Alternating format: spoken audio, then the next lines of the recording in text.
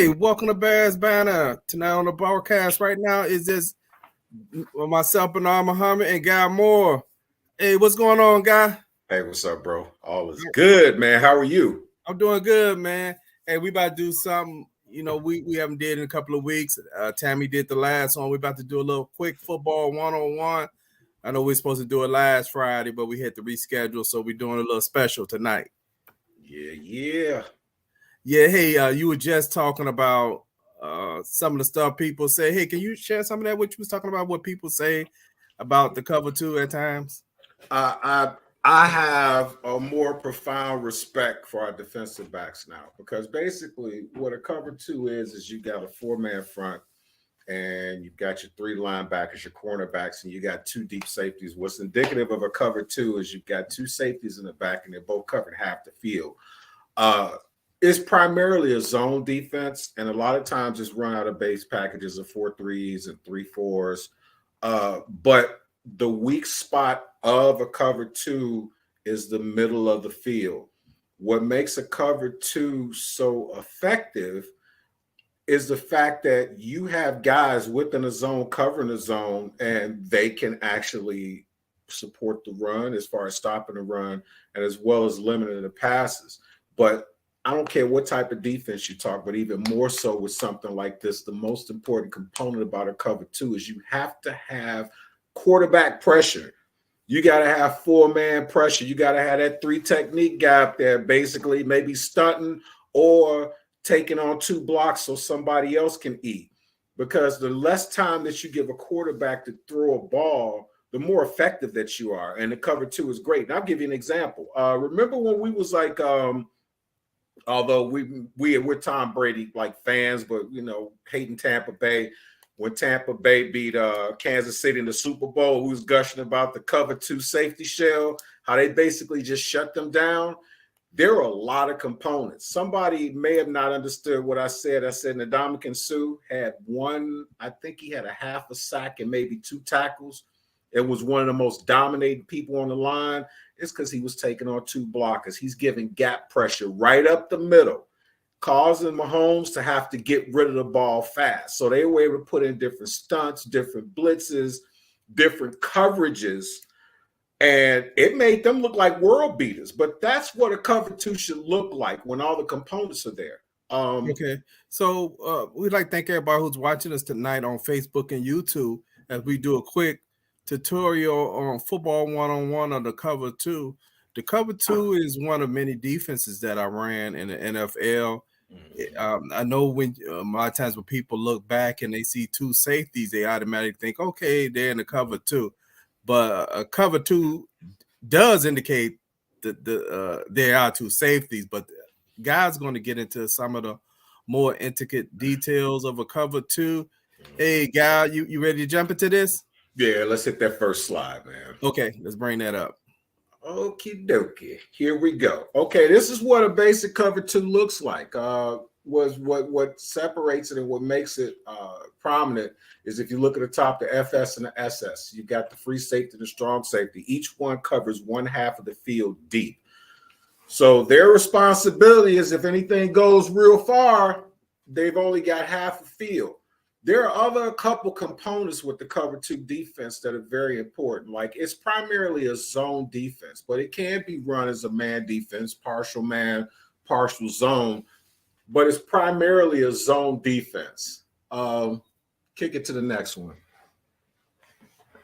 Just got the three. Okay, now let's look up at the top left-hand side. The cover two defensive linemen. You got the ends, the tackles, defensive ends on the line right there. As you look at those lines out there, you're looking at different techniques. And if you look at the defensive tackle, especially we talk about the three technique guy, he's the guy that basically is lined up on the outside the shoulder. And he has and those guys, although that looks really simple, they have a very important role in the cover two. And that's to apply pressure and to get to the quarterback, which actually gives the quarterback less time to think about where he's throwing. And because it is a zone defense, and I know you guys remember Jay always talking about guys in zones or whatever it is, what they do is if you get a defense that's not that great, you just get a receiver to go in and hit in the spot, just sit in the spot in the zone. That's why it's important to have coverage, because if you give the quarterback less time to think, now that cover 2 defense is really hard to beat. Now, in the top right-hand corner, we've got the defensive linemen, the wide linebackers. We have the Will on the left side there, the Sam on the right, and the middle is the Mike. The Will is the weak side linebacker. The S is the strong side linebacker, and the middle is the Mike. I have a question, guy. Yeah. Let's go back a second. You mentioned the 3 technique. For those who may not know, can you explain like 3 technique or give an example of a Bears player that was a good 3 technique when they ran over 200 Lovie Smith? What's my guy's name? Tommy Harris. Yeah, Tommy Harris was a good 3 technique guy. Guys in the league right now, because I know a lot of people may not remember, because we haven't had like the greatest of football players, like guys on the line as much. But a guy right now who's a really great 3 technique guy is Aaron Donald. Aaron Donald is the type of guy, and if you were just to kind of like just zoom in, and I know we watch football, but sometimes if you're like football nuts like us, what we do sometimes is we'll go through plays and go over and over plays and look and see what guys do. A great 3 technique guy is usually a faster guy. He's not a bigger guy.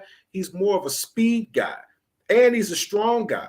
But what happens is you're going up against these offensive linemen, and your job is to have that. Like, you'll see different swim moves. You'll see different arm moves. You'll see him apply the pressure going up right there. If you look at the defensive tackles, the defensive ends on the outside have the outside pressure. But Aaron Donald, a lot of times what he'll do, he'll go on and double block the guard and the tackle. So now you're freeing up a defensive end. If you've got like a safety that decides to come in on a blitz, it's wide open. But it's very, very, very important as a 3 technique guy. When you're doing stuff like that, you have to be a dog. You have to be a straight up dog. But they're coming in on the outside shoulder of the guard, and their job, they line off to the outside somewhat, and they try to create a deficit, which is, like you say, the swim moves and different things. And Tommy Harris was pretty good at that too. Okay, so hey, let's go back to you just said the Will, the Sam, and the Mike. Right. Okay, what does Will stand for? Will is the weak side linebacker, and he's usually on the side where there usually isn't your shorter side, where you don't have the majority of your guys, like your wideouts or your tight ends. Usually a side, if you look up, if there's like a tight end wide receiver, it's like the 11 personnel is a tight end. 10 times out of 10, the Will is going to line up on the side that doesn't have the tight end. So you've got, and the middle one's like almost like a center fielder. He's basically like a side-to-side guy. And the Sam is the strong side guy. He's the guy that's usually responsible for the side that has all the personnel with the wide receiver and the tight end. Okay. So Lance Briggs was a Will linebacker. He was a Will linebacker. Okay. But see, what made that work, and we're going to get into that later, but what made it work was the fact that he wasn't very fast, but he was dominant.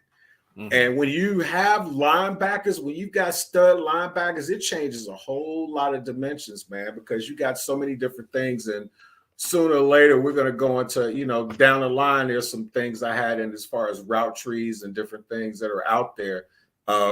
His coverage is very important. The Will guy.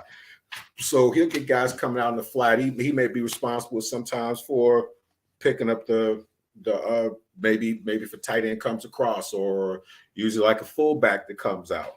But it don't get it twisted thinking that the weak side linebacker is weak. It's very important. And what I will tell you that's very interesting, that you probably see quite a bit, and a lot of people look at it and say, why does this guy block this guy when you have misdirection plays?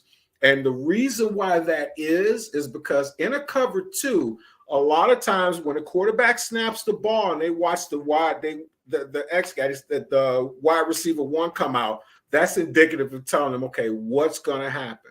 And they're also watching the quarterback. So say if you got your strong side, you got your one over there, you got your tight end, and then you got your other guy, the flanker off, who's the guy on the other side who actually sits off. He's a Z guy. He sits like 3 yards off the line. Say, for instance, you're selling as an offense that the play is going to go over to the strong side and you misdirect. Now what happens is once you've gone back to try to sell that the play is going that side, all the attention is to the strong side. So when they reverse it to the other side, now what you're trying to do is you're trying to make matchup problems. You're trying to, like, for example, you want to go like, say, 3 for 3. Like, for example, you've got your cornerbacks and the wide receivers, and there's certain type of routes that you can run, like they'll do to kind of split guys up to open it up. But when you have fewer personnel on the other side, you do a misdirection play. Now the guys on the other side, they absolutely have to tackle guys, or it's going to be some long gains. Okay. Hey, you want me to move to the next slide, or you cover we got to go through the other one. The other one is the linebackers in the secondary. Well, with the linebackers and secondaries, as you can see there, you've got the cornerbacks on each side. You know, if you can see the Will and the Sam as far as the outside coverage, and the middle linebackers usually in the middle there. Sometimes they drop back somewhat in coverage. And if you notice, pretty much almost every team has cover too. But what differentiates some teams from others are the personnel strengths. Because if you got a middle linebacker that just knows that plays, like us, for example, Jack Sanborn. Jack Sanborn doesn't run like a 4.4 40, but he knows the plays. So the thing that he has an advantage of in some instances is the fact that knowing the nuances of certain plays, he can actually get a step or two up, which kind of sort of helps him with recovery speed. But the unfortunate part about it in a cover two is the fact that you got all that open space in the middle of the field there. And that middle linebacker, if he's on an island, if you got a tight end that just goes straight out, it's that guy's job while the safeties are picking up the wide receivers. It's his job to stay with that tight end, which is why I say guys like Gronkowski, dudes like that who actually cause problems because they've got the speed. They're faster than the linebackers. And if they get some go, you got trouble. Okay. Yeah, like thank everybody who's watching us on YouTube and Facebook. What we're doing now tonight is Football 101, the cover 2 explained. Yep. Let's hit that next slide real quick, next man. Slide. Okay, so here's the strengths of the cover 2. You know, it's simple. You know, it's easy. The cover 2 defense is easy for players to understand because most players are only responsible for covering a specific zone of the field instead of trying to remember multiple responsibilities with intricate schemes. You're responsible for a particular part. And as we looked in the last one, the prior slide, as far as looking at how a cover 2 is set up, if you look at the circles, they're responsible for that spot right there. Now, you don't want to be Captain Saban, though. You might hear us sometimes talk about, like, say, linebackers. Who was our guy that was there last year? Crazy guy, linebacker that kept getting knocked. He kept trying to knock people out and getting knocked out. What was his name? Oh, man. Last year we had Danny Trevathan. You ever notice how a lot of times offenses would exploit our defenses by sending a tight end guy out, or they'll send a mismatch and send a slot guy out. And now if he's a burner, or you have, for the most part, say a tight end. You've got a tight end coming out. He's fast on Danny Trevathan. Danny Trevathan, in my opinion, wasn't the greatest cover linebacker. And it was always a mismatch. You would always see this tight end running out there wide open, and he's trailing a guy. Guys like that, when it comes to that, it's like you have a certain spot to defend. But what neutralizes that is if the components that you go against on offense are faster than you and they beat you to a spot. And you got different things like we've seen the safeties, like we'll look up at Eddie Jackson, like, man, what did he do here? We talk about blown assignments. Mm-hmm. A lot of times what I will say, and like I said, we're trying to keep this as vanilla as possible because the cover 2, Tampa 2, you got the spy, you got the under, over, robber. It's so many different intricacies there that it would take us about 4 or 5 shows just to kind of cut the ice. So I'm just kind of giving you guys a basic understanding of a cover 2. Since you're responsible for a spot, that is all you're responsible for. Your objective is to be there when that receiver is there. And sometimes what we call like bend but don't break. Because one of the softer spots where you want to cover is like right there in the inside, like right in front of the safeties area. So what happens is a bend but don't break. If you pressure the quarterback, it's more prolific because now you got a whole lot of guys sitting in the zone that can basically see a ball coming and they can go get the interception. But if you don't have coverage, man, you get a guy like Tom Brady standing back there, the guy that basically knows every play that he does with his eyes closed. It's up with his receivers. Okay, this is what we're going to run every time I throw it. And he looks like a superhero because he's completed so many passes. Yeah, hey, guy, I wanted to take a break for a minute to note that Denver Broncos actually fired their coach today. Sorry for breaking away from the script. It's fine. Yeah, that's interesting that they fired him within 1 year. It's not many coaches that get fired. Well, some of the black coaches have got fired in 1 year, but there's not many coaches in the NFL that get fired after 1 year. But that was a disaster. That whole thing, and just think about this. 2 years ago, we were on this show when the first time it came up that Russell Wilson wanted to be traded, and Bears was on his list. And I know we was kind of going back and forth, but I know Jay was one of the main ones. Like, no, we don't want Russell Wilson, right? And I believe that contract was $200 million. Over, I think over 5 years. Now that's a contract based off his age, but that looked like a total disaster as far as the contract with him. My brother had called me last night and he asked me like, what would be some of the solutions to that? And I said, hey man, they should just do a healthy scratch on Russell Wilson these next 2 games. Yeah. And quarterbacks, not as quarterback, but NFL players have pride. And when they're a long time player like him, Pro Bowler, Super Bowl winner, their best bet would be, I believe, if Russell Wilson was to be retired.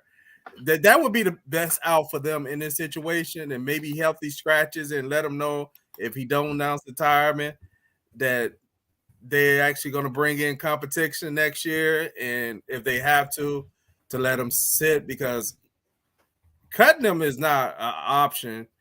And also, I don't know if anybody going to take that contract, because I think he got still $150 million cap hit on that. But you got any thoughts on that, Russell Wilson? Yeah, I do. I mean, ladies and gentlemen, I think a lot of people were kind of gassed up about us getting rid of Khalil Mack, getting rid of Roquan Smith. And I understand the sentiment, but you also have to understand, as well as much as football is football, it's a business as well. As I'm looking right now, they traded Drew Lock, tight end Noah Fant, defensive lineman Shelby Harris, 2 first-round picks, which was the number 9 overall 2022 and 23, 2 second-round picks, and a 2022 5th-round selection to the Seahawks for Wilson, and a 2022 4th-round pick. Plus, you gave him money. So what you did is he's the stud quarterback, he's everything, but look at what you gave up. So now you got a guy coming here, he's making all this money. You don't have money to go out and get some dogs like you did. And who was my guy, the linebacker that left Seattle? Well, he actually left Denver. Yeah, so you get guys that leave some of your major components, and now you got Russell Wilson. Russell Wilson can't do it by himself. And ladies and gentlemen, this is what happens when you sell the farm for one guy and give him all that money. You get this. You get guys who are, for all intents and purposes, and in our opinion, what we were saying, it was no disrespect to Russell Wilson, but he's kind of on this end of his career. Now you bring him to a team where he really ain't got nobody, and this is what you get. Yeah. I'm happy we dodged that situation, because the worst thing you could be is a bad team with no first-round picks, which was kind of what we experienced this year, is coming off that kind of salary cap hit and also not have a first-round pick, and you have a lot of holes to plug. So they'll be facing the same thing. And like I keep saying, there's nothing good going to come out of y'all. We got you back for the Jay Cutler trade. Y'all swindled us. Yep. It's some get back. It's like when James Brown go get me some get back. But it's funny, you know what? But the way I look at it, though, man, is I think that what people need to do when they get, like, they wax poetic about people that they want, like, for example, I think people were on us because they thought that we were dogging out Roquan and Khalil Mack. And it wasn't that. You have to look at where we are. You have Matt Nagy, the ultimate narcissist, come up, and they just totally, first year they come out like gangbusters because everything is like the new and shiny toy. And from that point, they've gotten like progressively worse. Mm-hmm. So you're getting some guys coming in now, and they didn't draft really. The only guys they got are Briskers and guys like that. But prior, when they came in, those guys they didn't draft. They didn't draft Tevin Jenkins.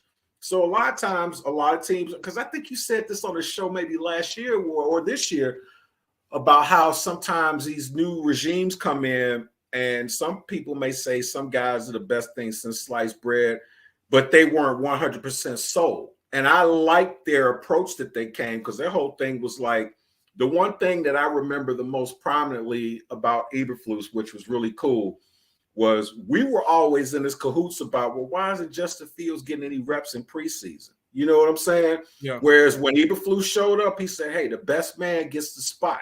And that's how it should be. You know, now you've got a situation where Poles and we'll say primarily Poles is looking around like, you gone. 23 deep, 23 guys gone. Hey, let's get back to the football one-on-one. Man, we missing Jay and Plank. Man, I wish they were here, man. I should drive by their house and just say, hey, get on. Yeah, I hadn't heard from today, but we wanted to get this football one-on-one out of the way. So, hey, let's move back to the slide. But thank everybody who's watching us tonight on YouTube and Facebook. So let's go back to the other strengths. You're keeping the ball underneath of the cover two.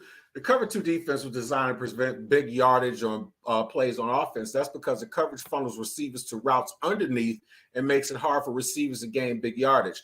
What does that mean? What that means is, as a cornerback in a cover two defense, one of your assignments is to make sure that you win the battle, even if you don't win the battle with the wide receiver, that you force him to the middle of the field where all the help is. The other soft spot that I forgot to tell you about in the cover two is outside. Because what happens now is when you're playing zone, you know, that's with the zone aspect. With the zone aspect, you got a huge gap behind you between the quarterback and the safety and out there. And if you got two guys wide, now you got 2-on-2, but if you got a burner, quarterback could just say, hey, I could throw it over the cornerback and in between the safety. The safety's not going to bite on it because he's scared of getting burnt, or vice versa, where the guy's just so fast, he's beat the cornerback and the safety's on his wheels and he's not that fast. You got a quick six. Guy, I know when we talk about that gap between the cornerbacks and the safety in that cover two, where there's kind of like a gap there. That is not an easy throw. No, it's not. For the real good quarterbacks like Mahomes and some of the other ones. Yeah. I mean, they recognize it, so they're actually anticipating that throw to get it in that. Because it's a small window, but it's not no easy throw. And believe it or not, a lot of the quarterbacks in the league have problems playing against a tough cover two zone. Because they do not have that anticipation, and they have to lob it and put zip on it. Kind of lob it in a way, you know, I hate to use those terms because they kind of like contrary to each other, lob and zip. But it's almost where you got it clear over the D-back, but it has to be able to drop in right between that area before the safety comes up, which is not easy. Yes, that is true. And remember when we were talking last year about certain things about like with Justin Fields, for example, like we all had faith that, you know, after about 20 games, you can kind of see what happens. What people don't realize is the difference between the NFL open window and the college open window. When you're a stud in college, one of the first thing the quarterbacks see is, okay, you're not going against a good cornerback in college, like, you know, like in the pros, like college. Your cornerback that you're going against or your safeties you're going against are probably Kodak All-Americans. So they're twice as fast as the guys that you would see at the same time. Like you would have a stud, like he made at Ohio State, he might have had a guy that was a stud cornerback and the safety was shot, or vice versa. But because of his familiarity with the offense, he was able to kind of manipulate things. Now you in the NFL, your cornerback and your safety, if they're on the field playing, they've been playing, they were probably the best players in the nation. So that window is like this. So you look at it from a standpoint like we would always talk about when you're on the field, where we look over on TV and we see the overhead view. How did he miss that pass? Because on the field level, they don't look open, or they may look open and they're not. And like you were saying about the touch pass, it's like a back shoulder fade. I know I was fanboying over a back shoulder fade that Justin Fields threw in preseason last year. It ain't, I said this, and you'll understand why. It ain't a whole lot of stud quarterbacks that can actually throw that pass. It is a tight A pass. Yeah. But a good example of how hard that pass is to throw is, and I'm gonna take the excuse out that he had a concussion, because he did have a concussion, but I don't know what point in the game as far as Tua. But if you look at those 3 interceptions Tua threw, I want to say at least 2 of them where he was actually trying to get the ball over in that open zone, and those D-backs just bit down on it, which calls into question his arm strength. But let's not, I'm not going to stay on that, but let's get back to the. No, that's fine. It's just me and you, man. So we good. Okay. The other thing, it covers receivers beautifully, because 7 defensive players are dropping the coverage. There isn't a lot of available space on the field for receivers to find an opening. Goes back to what we just said prior to that. Also allows linemen to attack. The defensive linemen in cover 2 defense are asked to do what they love to do best, attack straight ahead. They're tasked with putting as much pressure on the offense straight up the field as they're able to. And that's with the strength side of it. But however, for every strength, there's a weakness. There are weaknesses. The one weakness in the cover 2, it could be susceptible to the run. Because since the cover 2 defense has every linebacker dropping his own coverage, it can be susceptible to running plays.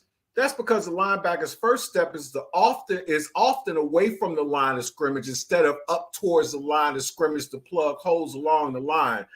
You'll see guys in the cover 2, and if you got a stud back, and they may do something like they may have done a play action, and they might be getting it in, getting passes in or whatever it is, and then they hand it off.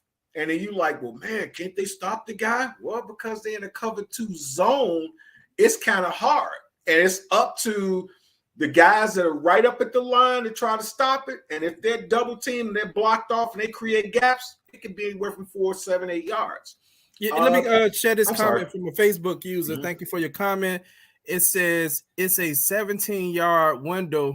Yep. Because the corner is usually responsible for 15-yard flat. That is so true. You have to make that throw before the safety can get to the top. Great information. That's excellent information. And let me just kind of piggyback on that. Back to what we were saying before. And we come as fans, but like I say, we watch the games where we study too. I'm going to tell you right now, this ain't no sitting up in the sand lot. We talking about a quarterback who was considered a stud in college. And they come, even guys who've been in the league 4, 5, 6 years. You have to understand certain nuances of where positional players are, how they're positioned on the field as opposed to your receiver, to kind of know where the gaps are. Because when you're on field level and looking, you look at the fist fight between the cornerback and the wide receiver. You look at the safety and see how close is he. There's other things you got to remember. How fast is this safety? Oh, he's an all-pro guy. Like if you say run a cover 2 and you got Ed Reed back there as one of your safeties, and your cornerback is kind of doing a fairly decent job on your WR1, and you got this pressure coming up, it's not like you got 7, 8 seconds to throw a ball. You got maybe 2 seconds to decide. And because of the cover 2, the way the blanket coverage is, it's kind of hard to decipher who's open sometimes or not. And like you used to say, you would say is you have to throw the guy open. But back to the other weakness, which we were talking about, underneath passes can work because both safeties drop into deep coverage, and because the linebackers can do the same too. Short crossing routes can often find available space against a cover 2 defense. Oh, no, I'm sorry. Yeah, and it can't be run all the time because it's susceptible to underneath passes and running plays. It's difficult to run a cover 2 defense on every play unless the defensive line can create some serious pressure up front on every play. And that is absolutely true, which is why, like I said, we don't get into different things about the cover two because there's so many wrinkles. Yeah, then what you with me being an offensive person, you know, we try to do things to try to get you uncomfortable, right? It's a chess match the whole game. That's the word I was going to think of. Yeah, Excellent. so it's a chess match. So maybe I'm going to put three receivers on one side to try to create some mismatch in the zone, or maybe I'm trying to create a one-on-one with your corner on the other side, right? I'm doing little things to try, and so maybe what I do, which I have seen this cover two susceptible to, is you have that running back delayed. And he runs out and runs that little, you know, he just kind of, I call it old terminology. You just belly out, right? Right. That is absolutely true, man. I mean, and I think a lot of times people, as I said before, we're fans and we watch stuff, and I think stuff is great, you know, but by the same token, you also have to understand it is a chess match because you're responsible for specific fates. Yep. See, and somebody just said that you just stole my thunder, man. You stole my thunder, man. But this is what I love about the show, and that's why I pump up the people that are here, man. Because we about to go and flip that other slide. You about to sound like Nostradamus. Whoever that Facebook, who is that Facebook user? I can't see their name. I don't know who it is, but your name down there. It must be a defensive back or somebody who's a straight up stud. Because the very first thing, and I wanted to use the weak side flood. And the reason being, you know, is because, you know, you're on the weak side of the field by running at least 3 passing routes that way. So in this case, 3 or 4 receivers will run their routes to the weak side of the field.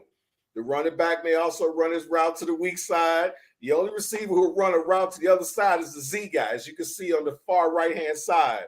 It's best to run this route not too deep, as it'll make it easier for the strong safety to decide to stay on that side of the field. The goal here is to entice the strong safety to follow the Y. On the left, the X will run the quick hitch route, while the H will run a deep post route. Just like you said, it's a chess match. It's like when you run a flood, now what happens is you're exploiting so many spots, and instead of stuff being wide open, now as a cornerback, as a Sam, as a Will, as a Mike, the strong safety and free safeties, you got to make a decision fast. Yeah. But like right here, you got 4 guys. Like, you know, you got 4 guys coming out here. You got to pick your poison. And if you got a quarterback that's a stud, they can exploit the heck out of you, man. Hey, thanks. That was Coach El Ray. Thank you for your comment. Figures. What's up, Coach El Ray? Here's another thing. You know what? Like looking at this right quick, guy. So one of the things that happen is, even though everybody on the defense know what their assignments are, what end up happening is, one is some people start losing their discipline, or if they want to play hero ball, right? So I'm the quarterback on this design that you got right now with these routes. Say I'm just going to use a quarterback. I say Mahomes. So what I want to do sometime on a play like this is, as soon as it snap, I'm going to stare down the wide receiver. I'm going to stare down a wide receiver. So if I catch this free safety, right, he's looking. If I notice he's staring at me a lot, so I'm staring at this. I'm staring at this Y, and so as this Y start running, look like maybe a skinny post. Look like a skinny post. Yeah. Okay, if this free safety thinks he's gonna jump the ball, I'm gonna do a pump fake to move him over some. Then I'm gonna catch that. What's that? The tight end.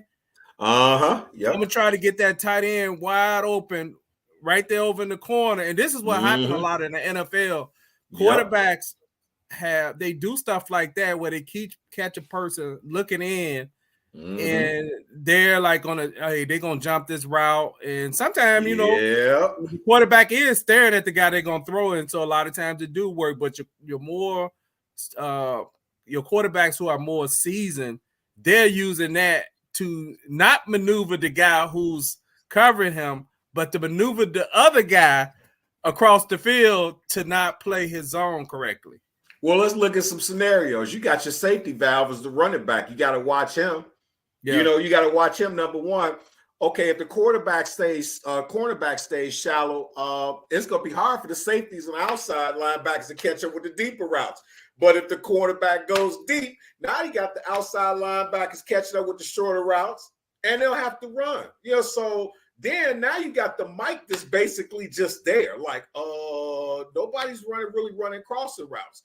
So now you got, like, just like we were saying, it's a chess match. And I'll go back to something that we talked about. I think I showed you this. This was like a year or two ago. Remember when Coach Belichick said Ed Reed made the greatest play on Peyton Manning that he'd ever seen a defensive back do?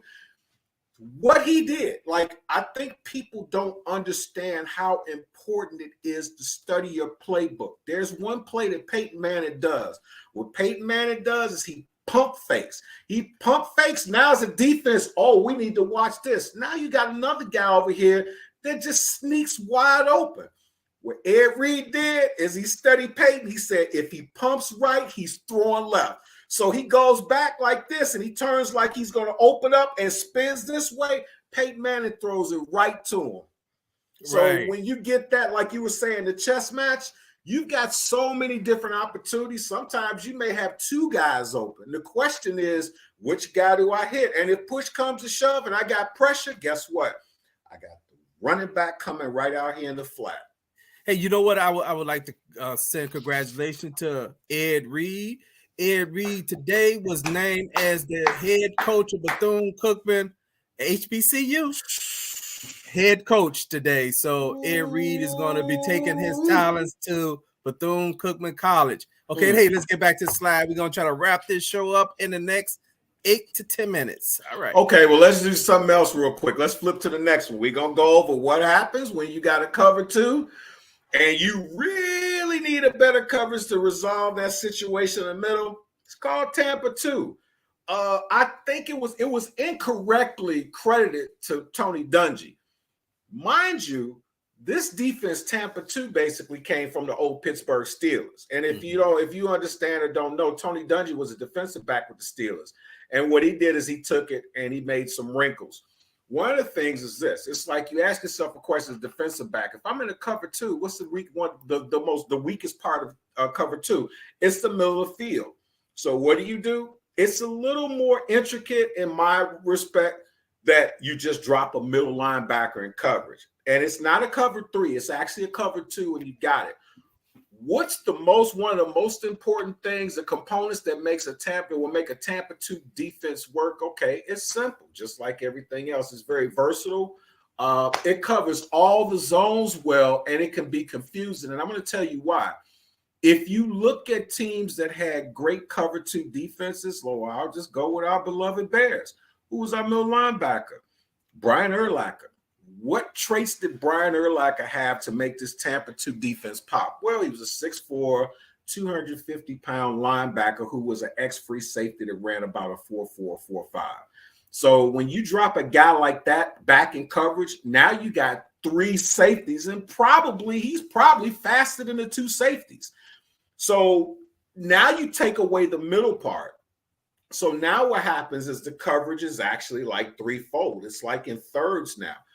There's so many different things that you can have with the Tampa 2. And if you remember, like Dungy ran it with the Tampa Bay team. When the Tampa Bay team was real bad, they came in, he put that Tampa 2 in there. And then, of course, who was the defensive coordinator, one of the defensive guys with that Tony Dungy Super Bowl team? Lovie Smith. Lovie Smith.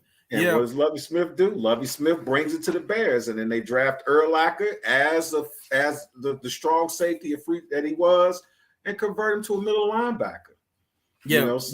Urlacher was a prototype linebacker for a cover two. I mean, it's very rare that you could get anybody that size. That's talking as far as a linebacker that actually could go from side to side. I just watched something recently where Mike Vick said that was the only player that actually chased them down in games. And I want to say he said, as a starting quarterback, he never beat Brian Urlacher in the game.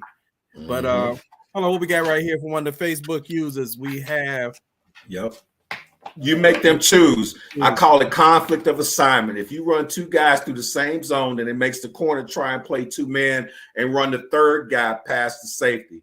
one of them will be open. That is so true. That's like the chess match. And I think that I'm glad that we're doing this, and kind of sort of segueing off of this real quick. The reason why I'm happy that we're doing this is a lot of times people who watch football and don't really study football, they'll see a cornerback or a guy, oh, he got burnt. No, he didn't get burnt. He was doing his assignment. The guy was just too fast. You have two options. It's like, okay, if I got two guys and they're going this way and they're within a zone situation, it depends on who the quarterback throws to. If he pump fakes this way and you go there and he throws it to that guy, it's not that they're blowing their assignments. It's the fact that they sold something and they did something else. They did what they were going to do. They just guessed wrong. Okay. You know? Okay. So you got some strengths to the Tampa 2 right here. Yeah. It's simple. It's just basically a cover 2 where you got your middle linebacker, you know, basically dropping back in coverage. But like I said, it's very important. It can work with anybody, but it's more effective when your middle linebacker is really fast and really good at covering. Like if you want to put Danny Trevathan in a Tampa 2, and if you got a guy like Gronkowski that's got some speed, or guys Kelsey's got speed, you dog walk him all day long. And that's the thing, but it's like it has its strengths. It's very versatile, man, because against the run too, it's great. And then you can kind of put a little spy situation in there. And the other thing I like about cover 2, which is really good, just like we always talk about, every offensive player, in order to be a football player, to be an NFL player, you have to understand how defenses work. You know what they're going to run when they set up. One of the things that they did with not just a Tampa 2, but just like a cover 2, what they'll do, they'll sell it as a cover 1. Like they'll look like they'll have a guy like, for example, like the cornerback come up in the slot like he's going to be the slot guy, and you have another guy come in, and it looks like a cover 1. As soon as they snap, that cornerback runs straight back in the coverage, his other safety, and the wheel may come out this way, or you have your other guy that sets up like a cover 2. So there's so many different wrinkles and nuances. We'd have to do a whole lot of shows, because you got the man, you know, and that's another thing that I just want to tell you about the man too. So let's go to the next slide here about the Tampa 2 routes. Okay. And I want to bring this up real quick, and I want to stray into it, but I'm just going to mention there are gap responsibilities in the cover 2, but we're not going to cover that tonight. Right. Next week, Jason Wynn, former NFL player, who played for the Carolina Panthers for about maybe 5 years, and he played for the Tampa Bay Buccaneers. He's going to come back and talk about defensive terminology. Okay. Okay. So hey, let's get back to this slide. We're gonna wrap this up. So just real quick, okay, it could be easy to read, you know, because the teams that run the Tampa 2, if they don't employ a lot of wrinkles in the play calling, they're allowing the offense to read the play. So that's because, like in the base formation, each player's got the same basic responsibilities from play to play. So the key to a Tampa 2 defense is implementing at least some different packages of blitzes. It could be susceptible to shorter passes, because the Tampa 2 is designed to stop the passing like the West Coast offense and stuff. So it's susceptible to pass plays over the middle if less experienced defensive team can't get to their zones. The middle linebackers, he's asked to drop back into coverage, you know, to cover the void on the inside. So if a smart offense with speed receivers, they can take advantage of it by running quicker and shorter passing plays, misdirection plays like we were talking about before. So if the offense is able to establish some sort of running game and then works in play action passes, the offense can get a linebacker, cornerback, or a safety to bite on a fake running play. So let's go to the other one. There's different types of route trees. So the smash is referred to like a China. It's a concept and a popular way to attack two high coverage structure. It's a two-man combination that attacks the area behind the cornerback and outside the safety. It's kind of hard to see it, but the smash route is what you see on the left. And what happens is just like, I think that was Coach Elroy was talking about it. What happens is a chess piece. It's like a pick your poison. Okay, right. So let's go to the next slide real quick, because I know it's a lot of it. Yeah, we get down to the last 2 minutes. Okay, so the cover 2 man real quick. Okay, you got the two deep safeties, but the responsibility is different on the cover 2 man, because now it's man coverage. You got to have some guys and some dogs that can cover. But as a cornerback now, you can do something like this. Like, for example, you can jam the guy You may want to play ball, but a lot of times what you do is you jam the guy and let the guy go to the safety while you're playing on, you got one on top and one on the bottom. Just take them there to kind of cover that. Okay, the next one to cover two. Hey, guy, let me say this real quick. One of the Okay. Facebook users said, motion helped the offense determine if the defense are in man or zone as well. That is absolutely true. So early in the season, one of the things I had mentioned was I noticed the Bears, at least through the first 3 to 4 games, they never went in motion, which so that made me know that they was trying to keep it so simple for Fields at that time that they did not go in motion. But the disadvantage of that is what the Facebook user just said. Then you don't really know exactly if they're man or zone because you have to just kind of guess by formation if you don't go in motion. But anyway, let's go right here. What you got, guy? I know we got. Let's go to the next one. That was the next one up. We're gonna throw some I got some little things, diagrams I have from Madden plays. Let's pass that one. Go one more. Okay, like right here, you got the 4-3 over Tampa, 4-3 under. If you look at the circles, you're looking at the coverage areas that you can see is difference. You've got the big nickel in the cover two, the double mug. And like I said, I could go through explain them all, but the reason why I put these illustrations, it shows what areas that they cover in these different defenses. So like, for example, say, for instance, as they said, you got a man. If you want to know if it's zone or man, you send a guy in. If the guy follows him, they're in man. If he doesn't, it's zone. The good part about that is the fact that if you're in zone, you got some dogs. No matter where you go, you're going to be fine because everybody's in sync and they know that as soon as you go in motion, the coverage is going to be exact. It's going to be, the setup's going to be the same, but the responsibility and the gap, the coverage in the zone is going to be different. With the man, if you got fast guys, it don't even matter. But that's a way to, to decipher between the two. I think that's the last slide. Hey, real quick, guy. So one of the things the defense is going to do, like we said, is chess. They're going to do things to make us think that they're not exactly doing what we're perceived to do. So if I go in motion, right, that guy may come with me. Yep. Okay, so he may get to the quarterback and I send him back and he go. Why do I sometimes send that guy in motion and take him all the way across the field? Because I may be trying to determine if he's actually playing man, right? Yeah. You're also playing man, or the zone coverage could be split on half side of the field. They could be playing man on one side of the field, and they could be playing zone on the other side. So the defense is doing little stuff to try to make you think that, and that's why the guy sometimes you send him back and say, just go to the other side because now I'm trying to make sure that he looked like he may actually be playing me man if I go all the way to the other side. And so sometimes you'll see that guy go to the other side and that defensive back does not go on the other side with him. He's like, your priority. Yeah, your priority is to exploit the coverage. When you send a guy in motion over there, you're overloading another side. Now what happens is you're creating a mismatch. Something we used to talk about with like even with Trubisky and Justin Fields, like they don't know the plays, cut the field in half. If you're cutting the field in half, you got the two-man thing going, whatever it is, people think, oh, well, they can cover that. But if the nuance is, just say I come in and just do an end. Now you got the cornerback stuck right there. You got a gap out in there, and you got the safety. If you play action, the guys run, you still have a spot. If he can keep hitting those. But let's talk about the guy in motion. What if they run in a zone and they put the guy in motion? You got a guy that's like a traveling cornerback that can cover the X or the Z.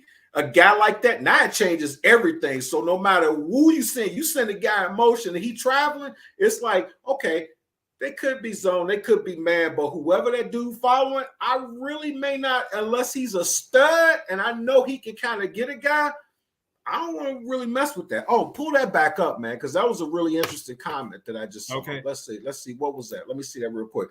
Yeah, and to outflank the defense, the general rule is man for man. Exactly. Yeah, because see what happens, it's a chess piece. Everybody in the NFL knows what type of defense you run. They know the wrinkles. They know everything. But see what happens is it's just like with checkers. Everybody plays checkers. Everybody understands you jump a man. But a lot of times what happens, if I'm 2 or 3 ideas ahead of you, I know, say, I got your wide receiver one who's, say, Megatron, who's a stud, who's fast and strong. What people don't understand, the little nuances is not just the play. Say he's a guy that has a propensity to take a cornerback and just knock his arm down. He's stronger than him. And he turns this way a little bit off the run. Even if you're faster than him, it's almost like a moving pit where every time you do that, I don't care who you throw. And as a safety, it's like, okay, if he play actions this dude, okay, what if I bite and it don't go to him? Yeah. Hey, thanks, guy. Hey, if you got anything else you want to share, we actually will be back on Friday with the pregame show with the Chicago Bears facing Detroit, right? This weekend? Mm-hmm. Detroit. So they got the Lions on New Year's Day. A full crew back. Thank y'all for watching tonight. Peace.